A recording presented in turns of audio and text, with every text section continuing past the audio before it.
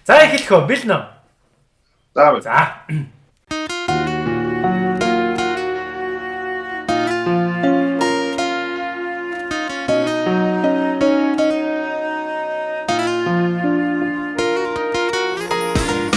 Шамаас харамлах надад юу ч үгүй Бүхнээ зориулахад би бэлэн байна Хин хинээс чилүү чи надад хэрэгтэй Амаг бүхнээ орхиод би явлаа Хувь заяаны галт тэрэг минь За сайн байцгаана уу эрхэм мөндөд үзэгчдээ хосын жор нэвтрүүлэг маань эхлэхэд бэлэн болоод байна.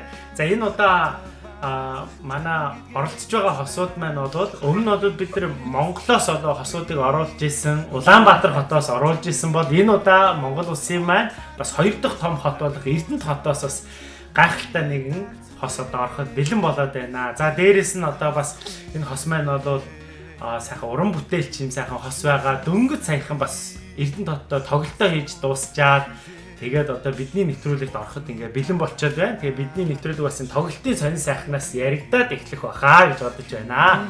За сайн байна уу? Сайн байна уу? За сайн байна уу?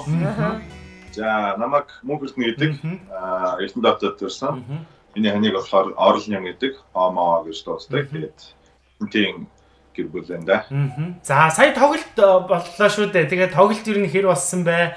Хэр их хүмүүс үзсэн тэр сонин сайхнаас нэг ярихгүй юу? Тоглолт маань маш сайхан болсон. Сая Эрдэнэт хотод тоглосон. Эрдэнэт хотын уур хажин соёлын орд ингээд манай Эрдэнэтийн яг одоо тоглолт болдог хамгийн гоё газар гэдэг. Уур хажин соёлын ордонд 19-21 цагаас 2 удаа тоглосон. Тэгээд тоглолт маань ерөнхийдөө маш сайхан болсон. Үзэгчд дөөрөн тэгээд уур амьсгал маш их гоё хүмүүсийн сэтгэл тоглолтын дараах хүмүүсийн одоо сэтгэл бол маш гоё өндөр тийм их гоё тоглолт болсон. За энэ надаас гадна бас нэлээд олон нэг урамтэлч найз нөхөд ах дүүнэр мөнөр ингээд ирсэн болохоор маш их гоё болсон да. Энэ юу хэд удаагийн тоглолт болчихоо манай мөөгийн. Би одоо яг Эрдэнэт хэм бол ер нь олон доо хамтлагаас анх би 2004 онд хамтлаг байгуулсан. Тэр мөрийгөө бодох юм бол бүр маш олон. Зүгээр яг анхны яг өөрийнхөө ингээд ганцаараа тоглосон тоглолт юм бол хоёр дахь тоглолт. За одоо харин хоёр хостойгоо дэлгэрэнгүй танилцъя. За тэгээд та хоёр маань гэр бүл болоод хэр удаж байгаа вэ? Анх хизээ танилцсан бэ? Танилцж ихснээсээ яг ингээд бодох юм бол одоо 18 он гэхээр 16 жил баггүй. Тийм тэгээд бид хоёр үргэлж жагаад тэгээс үүдээ нэг гэртээ ороод тэгээд Үргэлж эхлэв. Үргэлж ихснээр л бодож тийм өөрөө. Нийлцсэн юм шүү дээ. Бүр 2002 оноос хойш одоо үерхэд тэгээд нэг гэрт ороод эхлэж нийтдээ ингээ 16 жил хамт байгаа юм байна шүү дээ. Тий. Аха. За тэг анх яаж танилцжээ? Анх танилцжсэн түүхээсээ.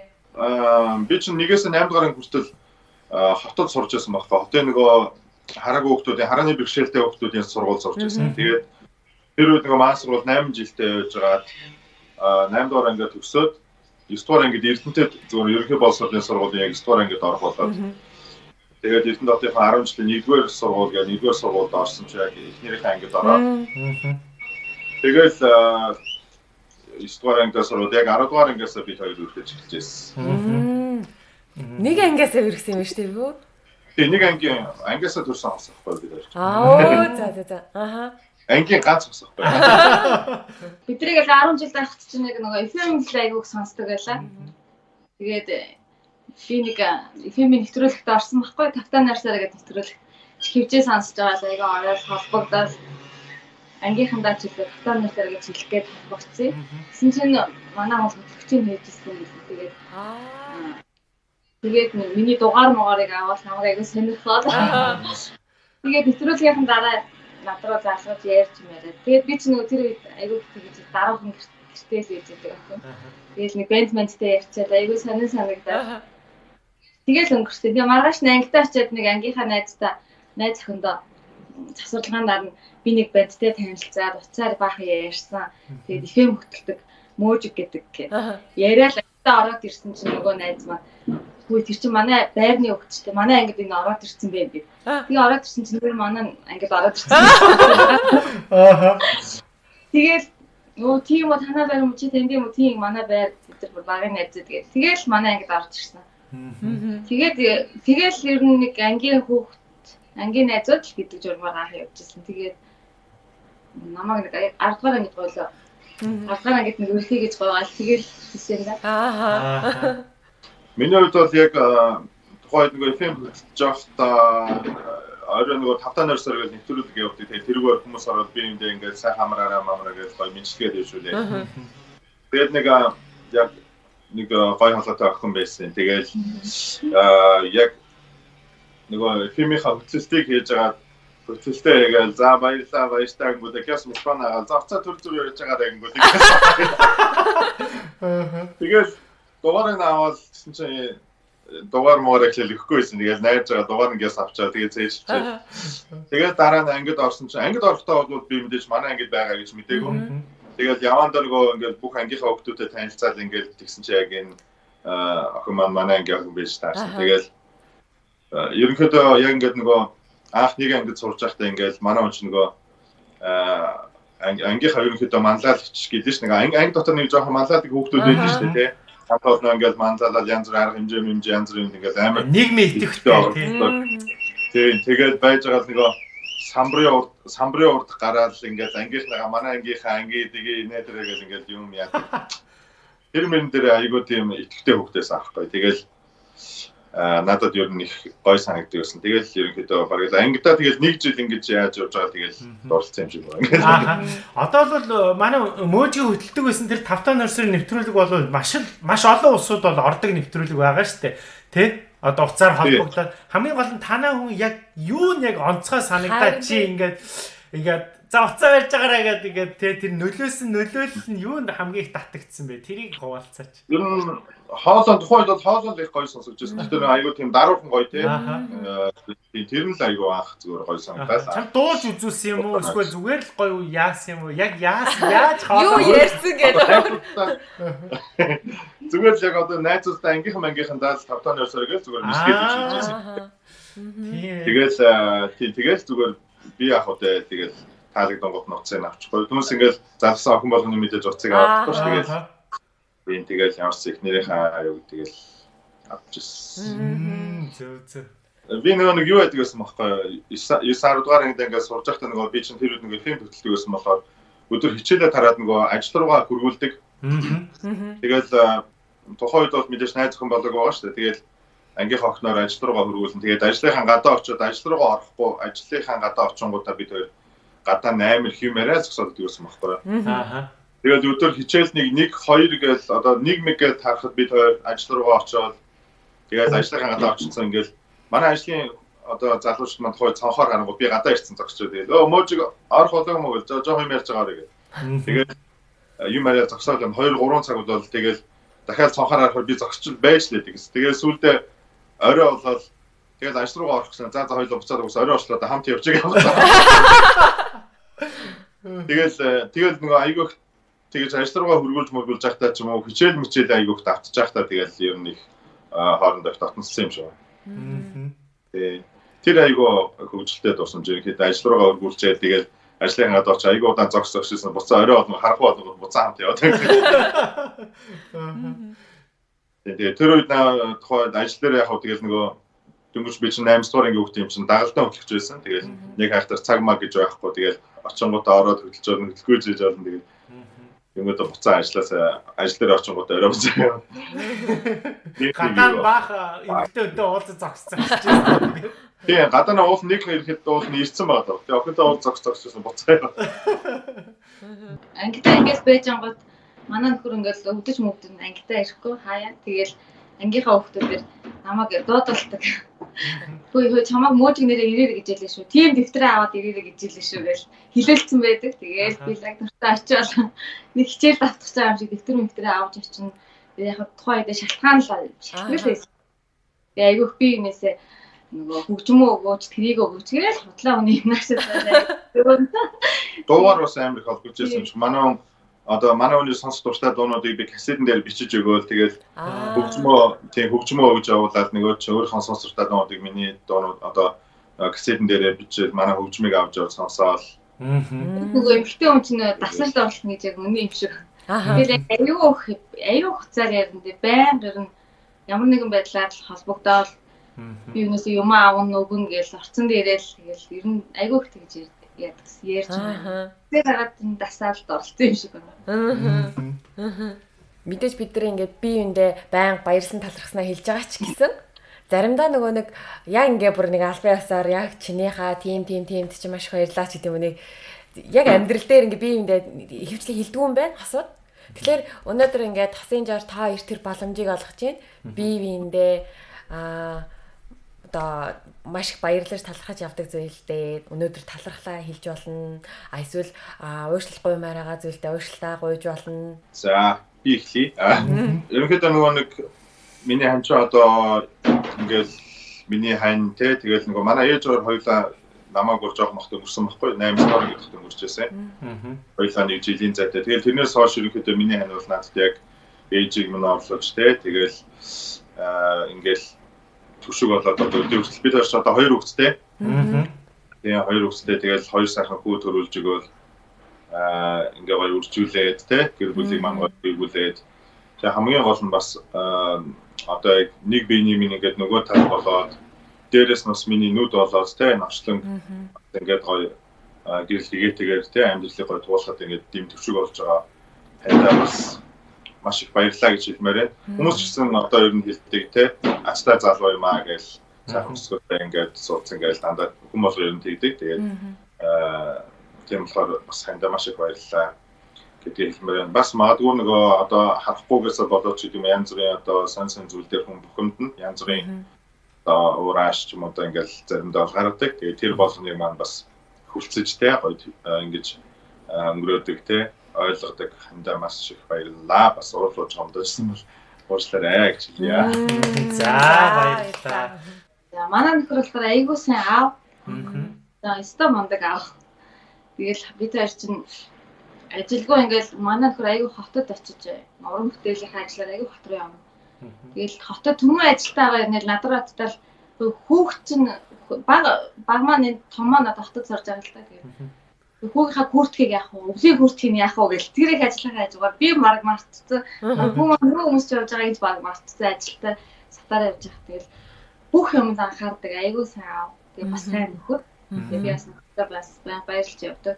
Баярлалаа гэж хэлье. Хүмүүс ингэж яддаг юм шиг байгаа.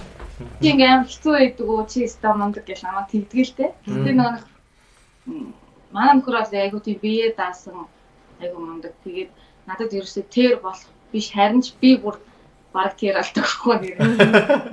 Амьдралд ингээд зөндөө юм тохиолдсон. Тэр болгонд би ингээд нөхрийг айгуу гоё төршдөг. Айгуу сайн төршөг болсон. Сайн хань. Тэгээд айгуу мондөг аа. Тэр бас айгуу баярлж явдаг. За баярлалаа. Манай бас урлагийн одоо баг миний менежер шүү дээ. Тэстэй ер нь урлагийн улсуудад ер нь ард тал гэр бүлийнх нь хүн нь хамгийн сайн дэмжиж тэр уран бүтээл одоо хэр чанартай гарах уу гэдэг дээр бас аяг их нөлөөлдөг юм байлээ те. Тэрийг бол манай мөөжиг бол маш сайн мэдж байгаа баха. Сайн уран бүтээлүүд гарсан учраас тийм. Тэгээд уус нөгөө залуу уран бүтээлч чинь ерөнхийдөө одоо яг хоо чинь мундаг том одоо од мод байсан бол те хүмүүс спонсорлыг манай компаниг би одоо танаа ингээд уран бүтээлч ивентийн манай компаниг сурталчлаач гэж эргүүлээд ингэж те. Бидний хувьд бол миний хувьд нь бол залуу уран бүтээлчлэр ерөнхийдөө дандаа санхүү манхуугаа өөрөөсөө гаргана. Ихэвчлэн ганц нэг үед ч юм уу одоо сайхан сэтгэлтэй мундаг хүмүүс таарах юм бол бас ацтайгаар гоё юмудаа хийн. Тийм үе байдаг. Тэгэл гэр бүлдээ зарцуулах яваал тэгэл урлаг руугаа ингээл хувааж муугаал те ингээл нэг юм хүм маягтай үе үзэндээ байж тэгэл тэр болгоо ингээ ойлголцоо авна гэдэг бол бас хэцүү шүү. Тэгтээ шүү ер нь тэгэл жоохон уран бүтээл хийхгүй удаад ирэхээр манай нөхөр ч гэсэн ингээл нөгөө санаад байгаа нь мэдэгддэг. Тэгэл нэг гэр бүлд нэг орлого орж ирж тодорхой хэмжээний өнгөд за чи яваад сайхан дуугаа гаргацаад тэрхүү чи эсвэл энэ клипээ хийх үү мөхөө би айгүйх дэмжин. Яг дуртай юм шиг байна. Тэгээд гой уран бүтээлийг яг давхар баярлаад гоё гэдэг болохоор би нэг залуу гэр бүлээд тэгээд тэр тусмаа одоо нэг давхар ингээ уран бүтээл хүмүүс зориулаад явна гэдэг бол бас амаргүй. Гэтэ айгүй гоё ардчлалыг асаадаг тэр. Тэгэлгүй яг хоо. За манай мөөжгийн уран бүтээл чинь бас давхар таны бас уран бүтээл давхар цаана бас яваад байгаа шүү дээ тий. Тийм шүү. Тий.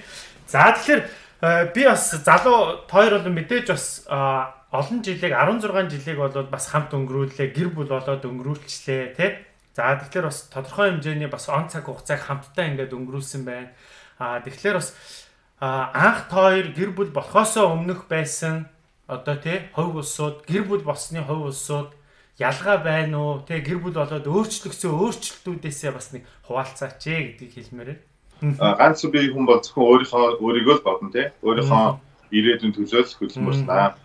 Гэр бүл болсноороо бол бусад бүх гэр бүлийнхэн гишүүдийн төлөө яг бусад бүх одоо гишүүдтэйг нэг бие шиг одоо байж тэр бүгдийнхээ төлөө амьдарч байгаа учраас ер нь өөрийнхөө төлөө амьдрах, хүний төлөө л одоо амьдардаг болчихсон юм билээ гэр бүл бол. Тий. Анх бол одоо ингээд яг ганцаараа байж байгаа л тий гэр бүл болоод гэнгүүт мэдээж хоёр биенийхээ төлөө амьдраад эхлэн тэгээд хүүхдүүдтэй болоод хүүхдүүдийнхээ төлөө тэгэл амьдраад эхлэхээр өөрсдөлтүүд бол мэдээж маш өөр л дээ угаасаа. Ганц байсан хүн чинь тэгэл гэр бүл болоод тэгэл бүх зүйл дээр дандаа гэр бүл шийдвэр гаргахад хүртэл гэр бүлийнхээ хэмжээнд гаргаад хүүхдүүдээс хүртэл асууж инкоо гээл тэгэл. За тэгэхээр зорилго тодорхойлж амжиг байгаа л нэг хэлсэн юм шиг. Манай бол 10-аад өсөд баг хүнтэй үргэлж үзэг багт нь би аваад үргэлжлээ тэгээд аваад суусан шүү. Би одоо ингэн тий болно ингэн тэгээд бодож амжаагүй хэлсэн. Нэг тийм залхамаар орцсон. Тэгээд ерөөсөө эцэгтэй эмэгтэй гэр бүлийн эмэгтэй ээж нь ямар ах вэ тэгээд амьдралынхаа үрдэнд ороод ирсэн. Яг өөрчлөлт өмнөх өөрчлөлтээр 10 жилээс шууд ингээл явцсан болохоор надад бол мэдэх юм байхгүй.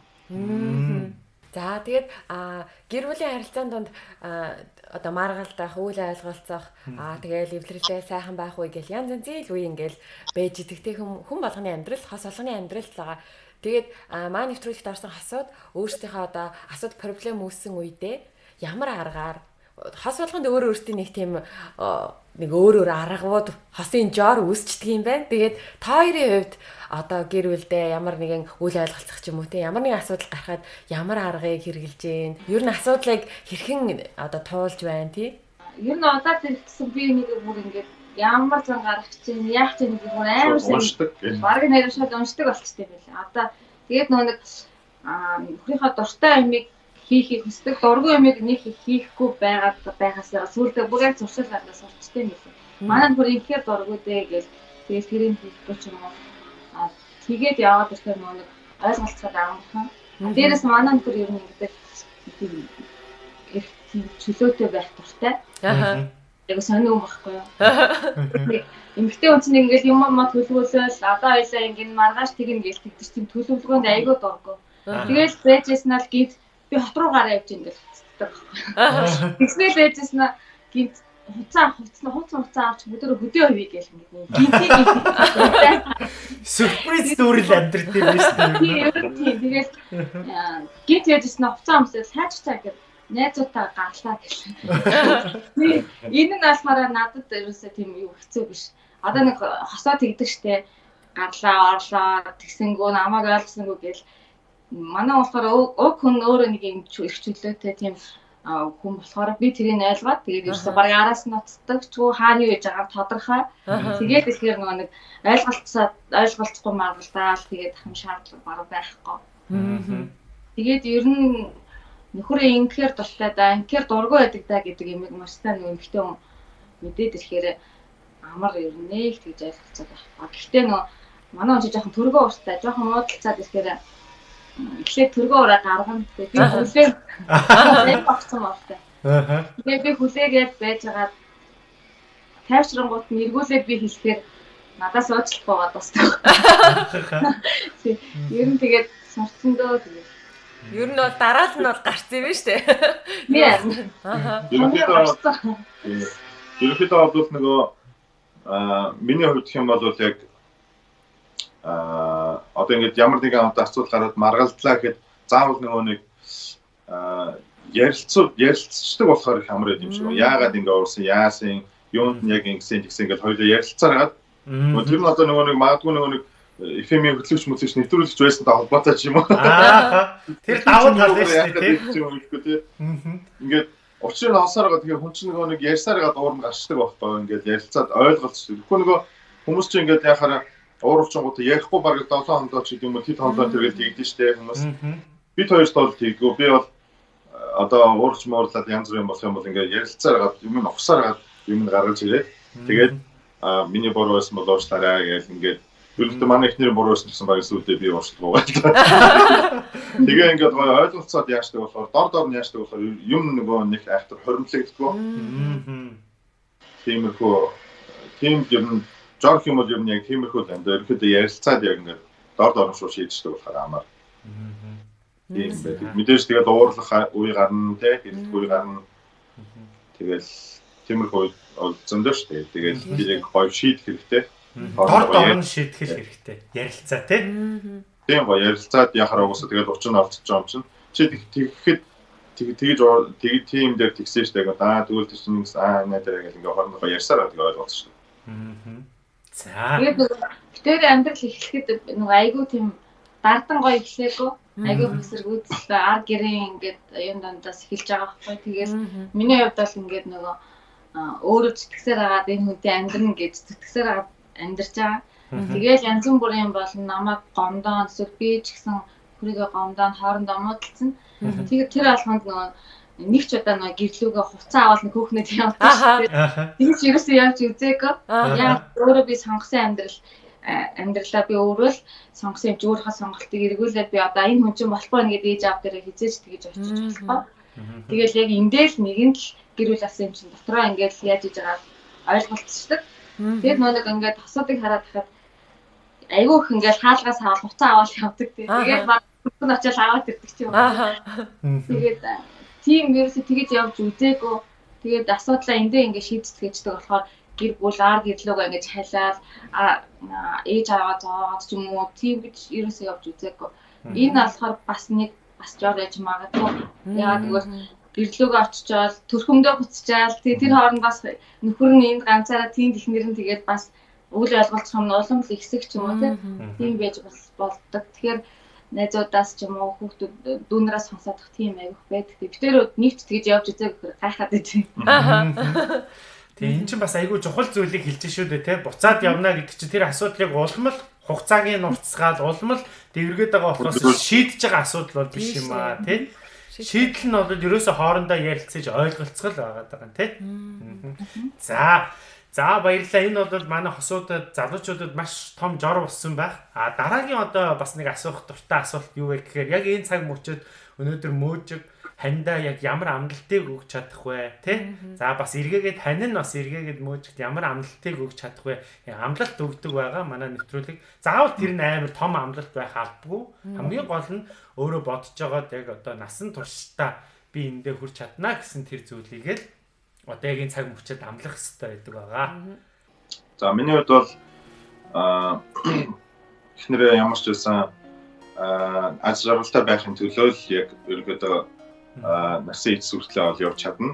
Мэдээж энэ амьдралыг би сонгоод энэ хүнийг сонгоод тий тэгээд гоё амьдарч байгаа учраас мэдээж ханыгаа одоо хамгийн аз жаргалтай эмэгтэй байхын төлөө мэдээж аз жаргалтай байхад одоо юу шаардлагатай вэ тий тэр бүгдийг мэдээж бүтээхийн төлөө бол мэдээж зүтгэн мэдээж оролцсон зүтгэж байгаа. Тэгээ амьдралыг ямар ч залууны хувьд бол нэлээд сайн бас өөрийнхөө зүтгэж байгаа гэж би ойлгодог. Тэгээд би бол ер нь гоё уулын болдог бол олон хүүхэдтэй болохыг хүсдэг. Тэгээд гоё олон хүүхэдтэй гоё тий хөшөөрөл ингээд гоё имээ болцсон одоо хүүхдүүд нь олон тий.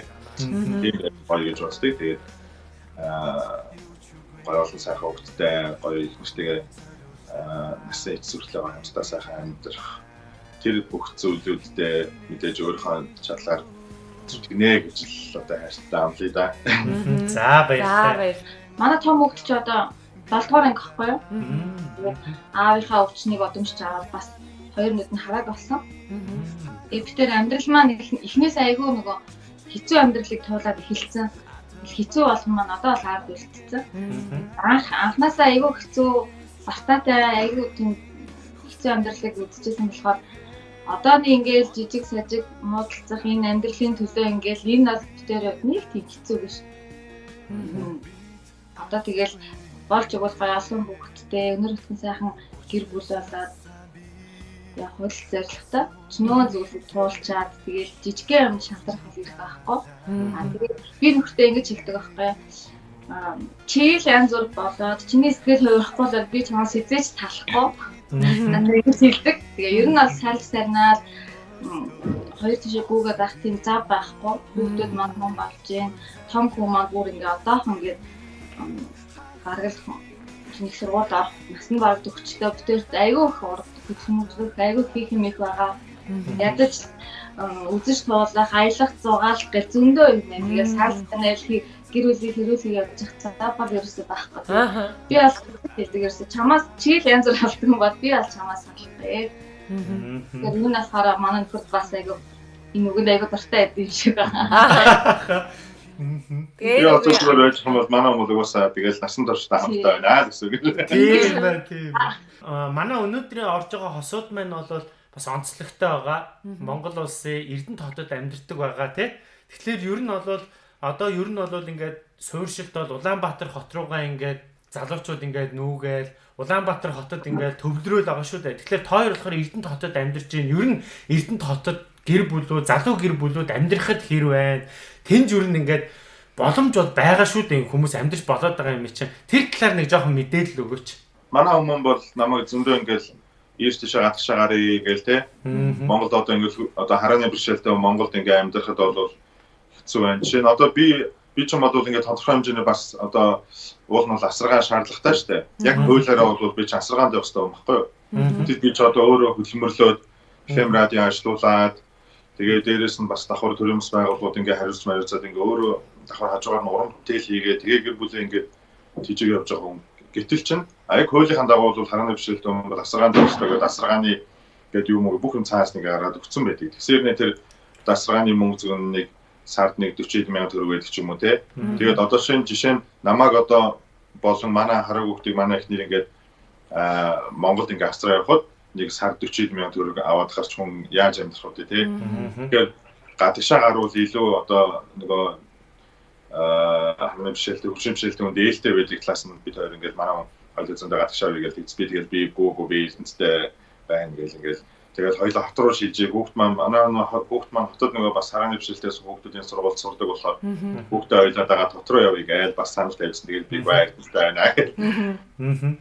Тэгээд би өөрөө нөгөө багадаа 1-8 гаруй хүртэл гэрээсээ хоол угаасаа өсөөд бие дагаа өссөн болохоор хүүхэд чаднаа гэл тэгэл ерөөсөө тоохгүй тэгээд ертөнцтэй юм байх дуртай. Гэхдээ саяхан бас би ингээ хот руу явж байхад маа нэг таксины жолооч надаас тэгж асуужсан байхгүй. Залуу хүүхдээсэн л да. Надаас дөө.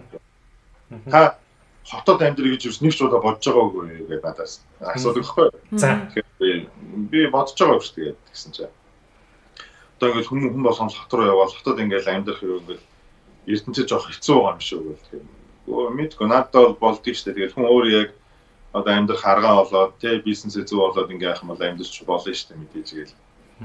Тийм үү гээл тэгжсэн. Яг бүр тийс суусан баг. Тэгэхээр миний хувьд бол ертөнцөд байх бол надад таалагддаг. Яагаад тэгэхээр миний ээж аваа хоёулаа ертөнцөд яг илгээл тэр ирээд ертөнцөд уучраад гэр бүл болоод тий ингээд бүр багасаа ертөнцөд дотор яг төрөөд өссөн болохоор бүх миний сайхан үед ертөнцөд дотор өссөн болохоор ертөнцөд сайхан мэд. Нэгдүгээр хоёрдугаар гэвэл одоо Улаанбаатар хотын дараа тий бас орох томоохон хотын нэг эдийн засгийн одоо чадамжийн хувьд ч тэр хүмүүс амьдрахад одоо таатай дор ажил одоо тэгэл утаа байна те эдийн засгийн ингээ бодоход бол маш таатай. Ер нь нөгөө эрдэнэтэд амьдрах одоо залуу гэр бүлүүд амьдрах тэдний шалтгаан ч илүү тийм хөөрхөн юм фэйсээр яваад ингээ тэрийг нэг уншсан чинь нэрэл яг тийм шүү гэж бодохоор тийм нөт бол зөндөө байсан. Тэгэхээр нь бол хаач бай яг амьдрах арга болоод амьдрах юм бол өдөөч сайн амьдч болно шүү дээ. Заавал яг ингээд суурьшруу тэмүүлээ эсвэл гадагшаа тэмүүлээд байх болол би нэг тэгж ер нь яг нэг бусдыг дагаж нэг хайтарч хушуурах хүнийг дүүрэх нэг амар дургу. Тэр ертөнцтэй л байх юм амар дуртай юм шүү. Манай хүн зөвхөн ертөнцтэй шүү дээ. Ааха. Бид нар одоо бүр нөгөө нэг юм тайван байдалтай бүр дассан юм шиг байна. Хотод аваад нэг 2 хоногор бүр амар стресстэй. Бүгдрэл тэр утаан тэгэл эрдэнэт чинь бол ямар ч бүгдрэл юм байхгүй ер нь аягүй гоё тайван. Манай ах мах хотоос ирэхээрээ тэгдээ. Эрдэнэт нэг амралтын газар шиг л байх юм байна. Амралтын тайван бүх юм аягүй гоё. 100 мундаа аягүй гоё сэрүүхэн өвлдөөд дулаахан гэх. Ер нь гоё ят шүү. Залуу хүмүүс амьдрахад бол их тохиромжтой. Манай ч нөгөө сая нөгөө тэгээ одоо залуучдын одоо чөлөө цагаан өнгөрөх газрууд гээл ингээд бас өөр хөрхөн соёлын тийм газруудтай бүлэтэн том соёлын төмөвтэй спортын бүр том цогцлбортой. Тэгэл цааны бааз гэл ингээд нөгөө их гой тийм одоо залуу хүмүүс яхад амьдрахад тийм ер нь дажууд юмудын ихтэй шүү дээ. Тэгэл дид бүтц гэл ингээд бодоход бас аяа. Сүүлд ихтэй яг нөгөө гэр хорооллууд их бариадаад утаа ерөнхийдөө бас хот руу жоохон дөхөх маягтай л байгаа. Түүнээс бол сайхан хотолтой. Тийм ээ. Яг л энэ зүйлийг би хэлүүлэх гээд асуусан. Тэгэхээр бол заавал бид нар те өнөөдөр заавал суурин газар руу тэр их хот руу суурих авдаггүй. Өнөөдөр Эрдэнэ дархан тэргээ том сайхан бүтээн байгуулалтанд хөгжсөн хотууд бай. Тэнд яагаад бид нар амьдарч болохгүй гэж те. Тэний гол тэр тусмаа залуучууд те. Гол төлөөлөл бол та хоёр байгаа учраас энийг асуусан. За тэгээд бидний ерөнхийдөө асуултууд маань болцсон. Гэхдээ одоо нөгөө нэг хамгийн гол одоо асуух зүйл нь болохоор маань нэвтрүүлгийн ойролцоогоос нэг 18-аас 40 орчим насны ганц бие эсвэл хос хүмүүс ихэрчлэн үздэг. Тэгэхээр ганц бие хүмүүс нь болохоор одоо хос болох юм бол хүмүүс яад юм бол ийд юм бол гэж туршлага хөрөмтлүүлж үзэж байгаа. Хос хүмүүс болохоор бас бусдынхаа харилцаанаас бас юуг ингээд сурж болох уу гэж бас үздэг. Тэгэхээр та хоёрын хувьд одоо үзэж байгаа хүмүүс зориулаад өөртөөхөө зүгээс ер нь зөвлөж одоо яг анх хэлж байгаа харилцаа бол юм байд юм биш үү тэгэхээр төвчих хэрэгтэй бол төвчдөг юм бол ч гэдэм үү те. Өөртөөхөө зүгээс өгөх зөвлөгөөнүүд ээ. Миний хувьд бол ер нь зүгээр нэгнээ сайн таних хэрэгтэй юм шиг байгаа. Эхлээд ихгүй нөгөө одоо хүмүүс ч сүүлийн залуучууд гэдэг юм ерөнхийдөө танилцаа шууд нэг ихтэй орцсон байдаг тий. Нэгнээ таньж амжаагүйгээр хамтын амьдрал эхлүүлэхээр янз бүрийн нөгөө нэг хүний өөрийнх нь ааш харан шунгууд гарч ирэхлэнгүү тэрийг нь ойлгохгүй асуудал үүсдэг юм шиг байна. Бид хоёрын хувьд бол 10 дугаар ангиас үргэлжлээд ерөнхийдөө 3 4 дугаар курс хүртэл ингээд одоо хоёр талаа гэртээ ингээд үргэлжлэгээ тий 3 4 жил ингээд үерхэд тэгэл хамт байх үедээ нэгнийдээ хамт байх үедээ байгаад ингээ үзээ сүүлдээ ингээд яг нэг гэр бүл болоод явсан болохоор нөгөө би нэг таних одоо хугацаа хангалттай гарцсан. Тэгээд гэр бүл болсны дараагаар бол тийм нөгөө цоо шинэ хүнээс гарч иж байгаа юм тийм авир зан маань юусаа гарах юм байхгүй болохоор ойлголцлууд бол маш амархан.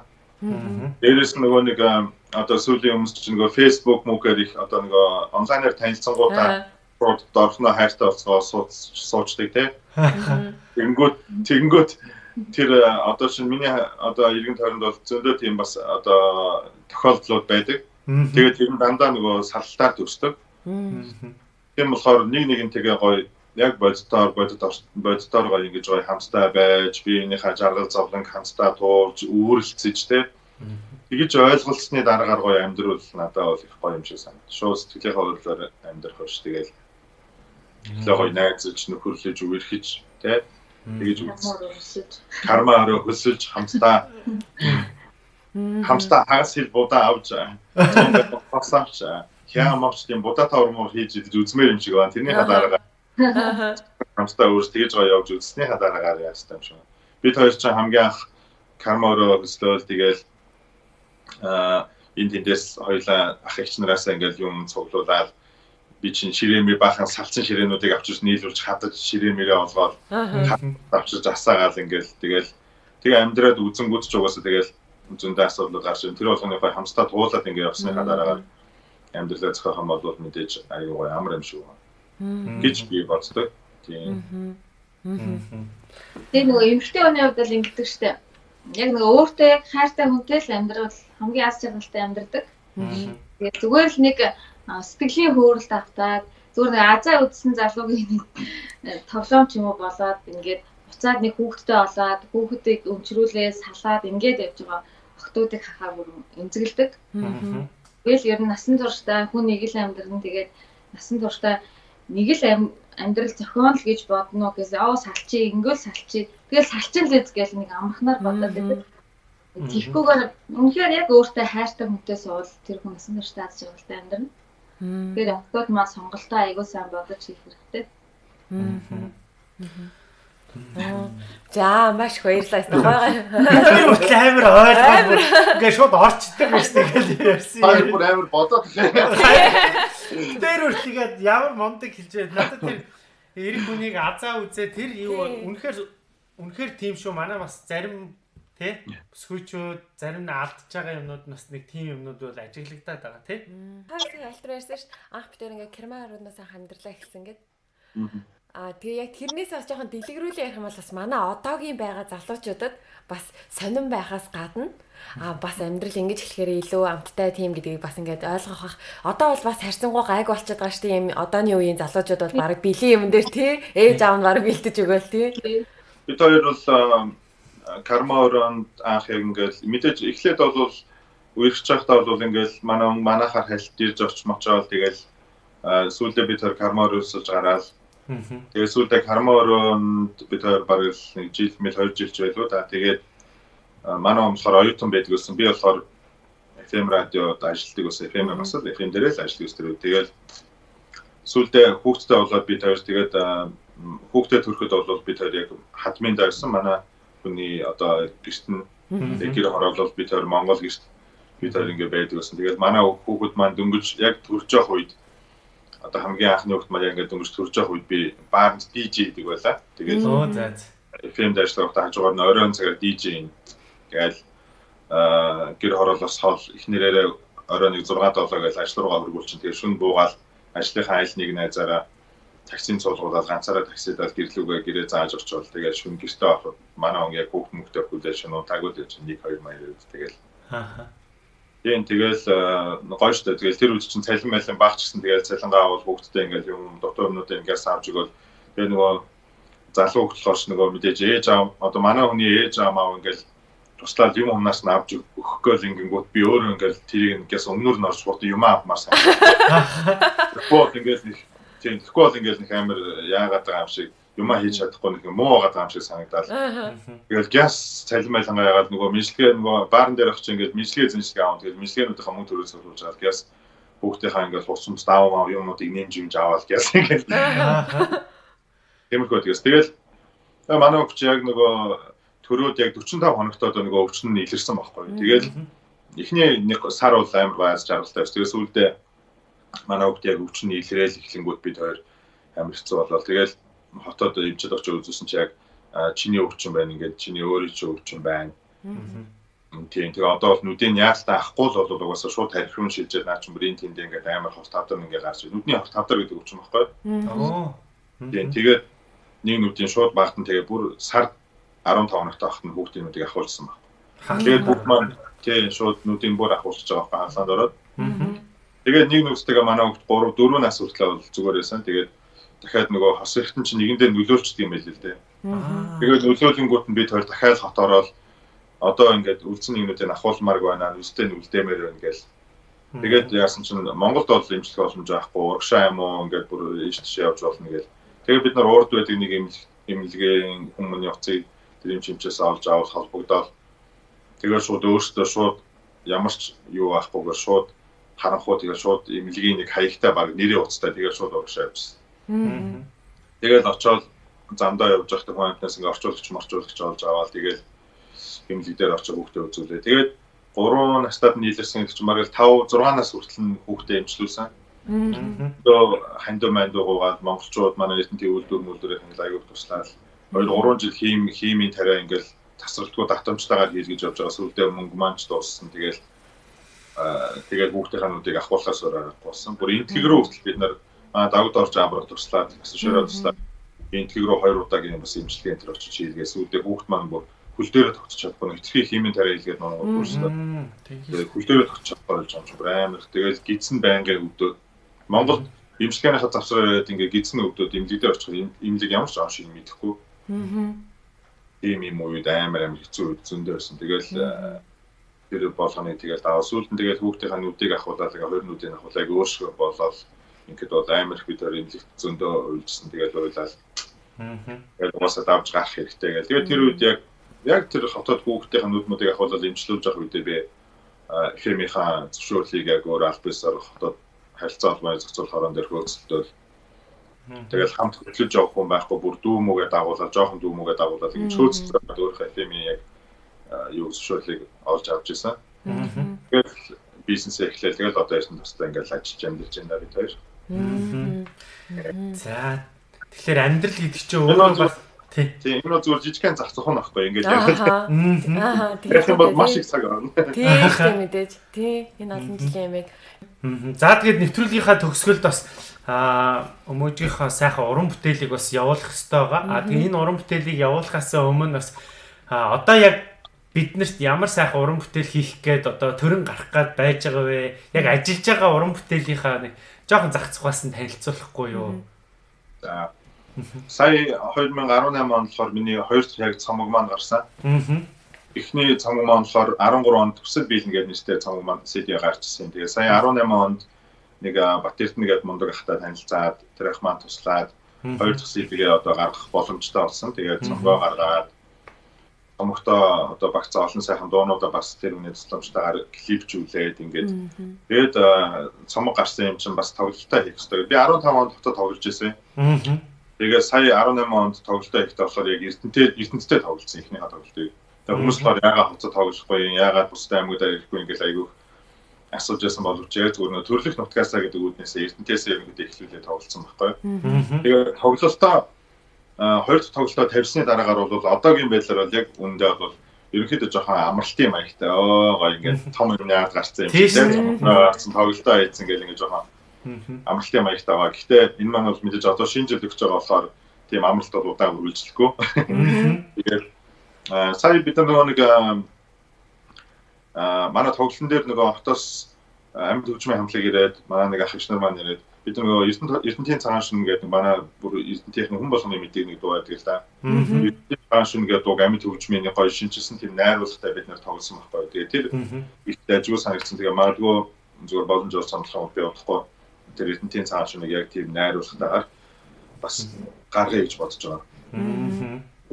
Тийм л хамгийн одоо ихний зорилго бол тэр. Сая хамгийн сүүлийн уран бүтээл гэх юм бол цомогт багтсан чиний гарт гэдэг нэг дуу маань байдیں۔ Харангийн чука хаяц байгаа Монтеред инцэзи үгийн зохиосон тийм дуу байдیں۔ Энэ дуун дээр клипигээд видео клип маань гараад удааг байгаа. За. Тэр дуу маань бол одоо шинэ уран бүтээлтэй энэ да.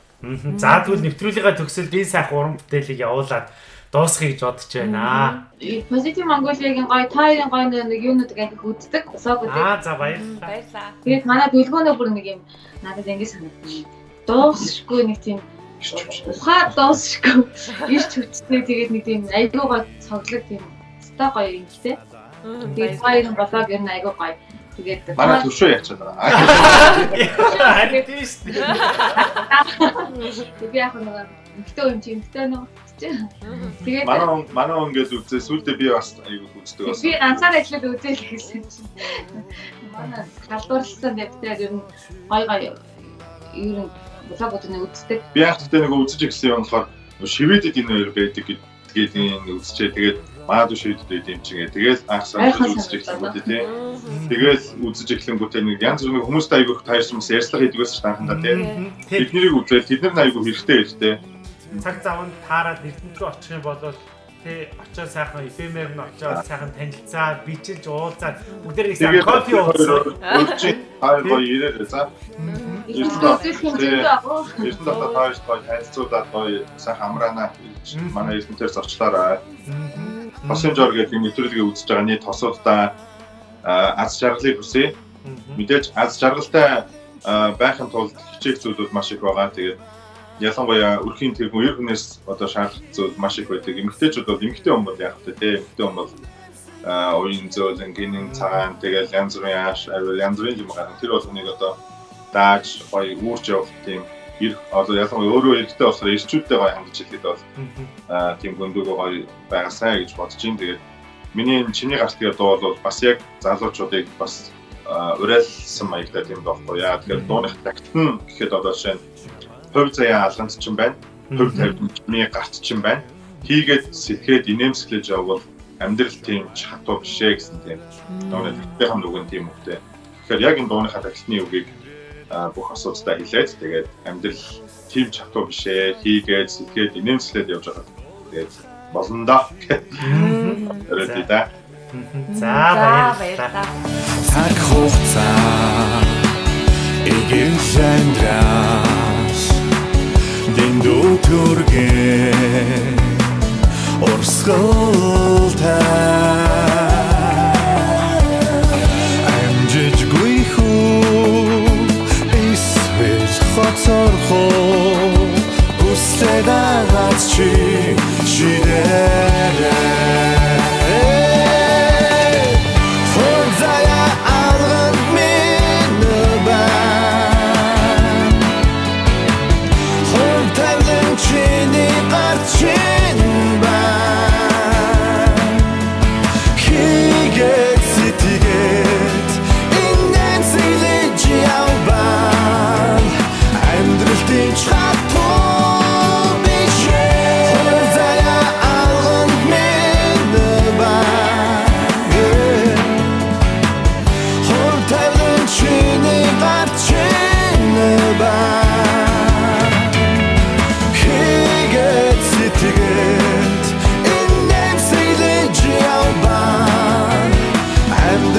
Try to